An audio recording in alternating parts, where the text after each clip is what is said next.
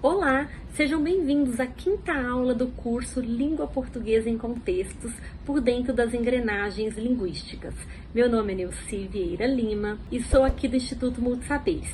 Antes, se inscrevam aqui no nosso canal, curtam esse vídeo e fiquem com a gente até o final. Na aula de hoje, eu vou falar para vocês sobre os processos cognitivos envolvidos na interação verbal, na fala, na leitura e na escrita. Na aula anterior, falamos sobre o sistema e a norma e falamos sobre os contextos de uso da língua. Então, hoje a gente vai refletir, como que a gente aciona o nosso conhecimento para atuar nesses diversos contextos de uso da língua. Vem comigo! Então, como eu disse para vocês, nós vamos falar sobre esses processos sociocognitivos ativados na interação verbal. Então, seja na fala, na leitura e na escrita, nós temos 3 mecanismos que nós acionamos na nossa memória de longo prazo, sempre de acordo com o contexto de uso. Aquilo que eu disse para vocês, eu, tu, aqui, agora. Então, quem é o meu interlocutor?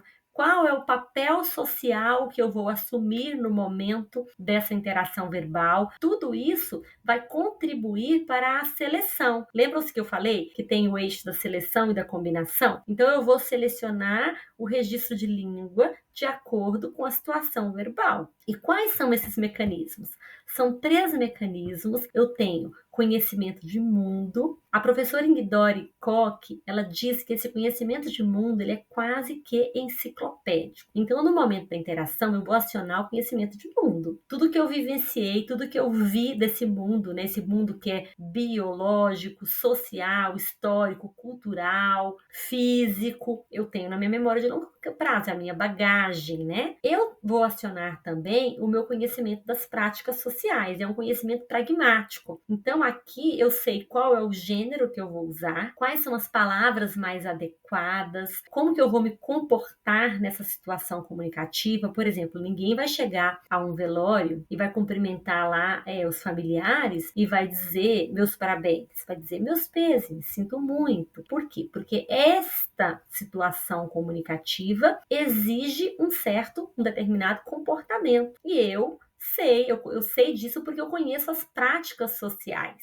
Além do conhecimento das práticas sociais, então, que são os gêneros textuais, né, ou discursivos, eu também tenho o conhecimento linguístico que eu vou acionar no momento da minha interação verbal. Então, se eu estou numa interação verbal, eu vou acionar o conhecimento linguístico de acordo com o contexto. Se eu estou numa conversa informal, eu posso usar até uma gíria. Se eu estou numa sala de aula, lecionando, ensinando língua portuguesa, eu vou procurar pronunciar as palavras com exatidão. Eu vou procurar fazer todas as concordâncias, né? As concordâncias verbais, nominais. Então, sempre é de acordo com o contexto.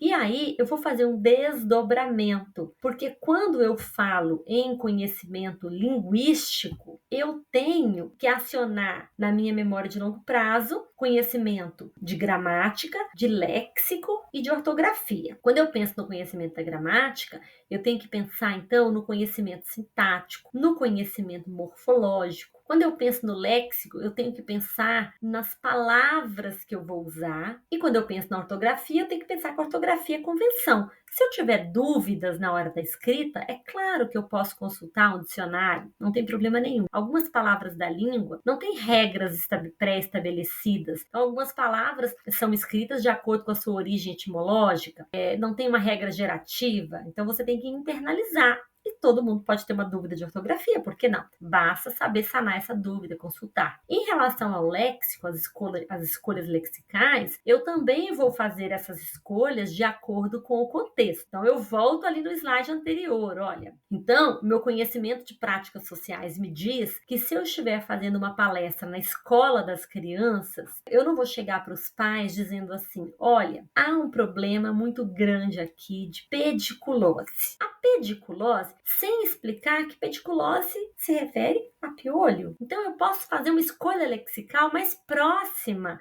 do meu interlocutor. Então, eu posso dizer, olha, nós estamos aqui na escola com um problema de piolho, então eu vou pedir a gentileza de vocês de olhar a cabecinha das crianças em casa, de intensificarem aí, lavar o cabelo, usar algum produto adequado, conversa com o pediatra. Bem, eu não vou usar a palavra pediculose se eu estiver falando para os pais. Eu posso fazer uma escolha lexical que me aproxima do meu interlocutor. Do mesmo modo, eu não vou chegar lá num consultório médico, né? Então vamos imaginar uma situação hipotética.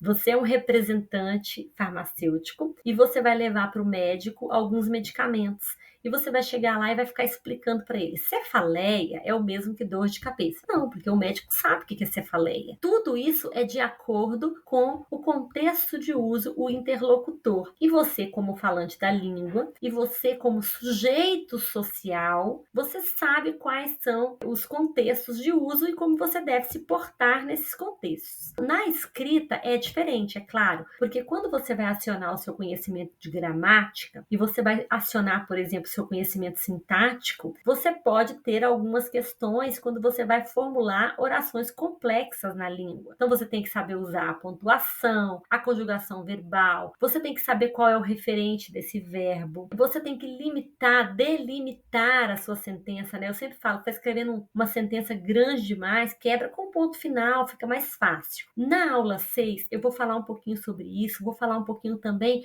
sobre as palavras de classe fechada, os conectivos, né? Como que tudo isso torna o seu texto mais coerente e mais coeso? Porque isso é na escrita. Essa reflexão é uma reflexão para a escrita. Na fala, basta você pensar quem é o seu interlocutor, qual que é a sua intenção comunicativa e você consegue se desenvolver melhor, né? Produzir o sentido que você deseja. Na escrita, as coisas ficam um pouco mais complexas. Por isso é que a aprendizagem da escrita demanda uma aprendizagem do conteúdo da gramática, um ensino sistematizado do processo de escrita e também do processo de escrita de gêneros de determinada área. Nem todos os usuários da língua portuguesa vão produzir todos os gêneros textuais, como eu já disse para vocês. Então, se você usa a língua, você usa a língua como? A língua escrita. Você é professor em sala de aula, você tem que produzir plano de aula, sequência didática, um projeto, um relatório, né? Aqueles relatórios do fim de semestre que você escreve sobre o aluno, sobre o desempenho do aluno para enviar para os pais. Se você trabalha no mundo corporativo, você pode ser que você tenha que escrever um e-mail. Então, tudo isso eu vou falar um pouquinho na aula 6. Inclusive, vou apresentar para vocês alguns textos reais para vocês analisarem se eles foram ou não coerentes com o contexto de uso. Espero que tenham gostado da aula de hoje e até a próxima!